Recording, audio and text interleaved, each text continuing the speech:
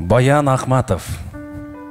Андағы біздің апалар баяндан баян китебінен. Ал кезекте жап-жаш біздің апалар.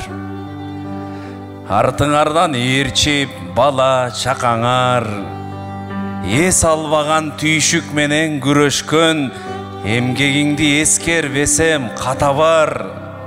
Саарда туруп самоорлорун кайнаткан, саап бүтүп бадага уюн айдашкан, сагаалаган 10 балага даярдап сары майдан, ысык нандан, каймактан. Жок заманда жолун тапты кай жактан, жолду беле энекелер ал жактан. Азык түлүк тартыш болгон заманда аруу таңда ак тасмалын жайнаткан. Шыпыргыга шыбак чөптү кармашкан, шылтоолорун көрбөгөнбүз жармашкан.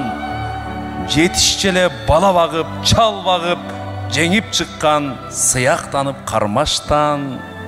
Ай апалар, апалар, азаптарды бүт көргөн, акты сатпайт деп коңшуга сүт берген, үшкүрүксүз тезек терип от жагып, үй бүлөнүн түйшүктөрүн жүктөнгөн, үймөк төшкөн, кийимдердин түрүн көп, үстүнө майланышкан кирин көр. Колуңардан канча таштек жыртылды, колуңардан жуулду канча кийимдер. Ар намысты, тарбияны бекемдеп, ата-эненин кадырына жетем деп, жолдошуңар какыс кукус кылса да жоош элеңер, жооп айтпастан кетем деп.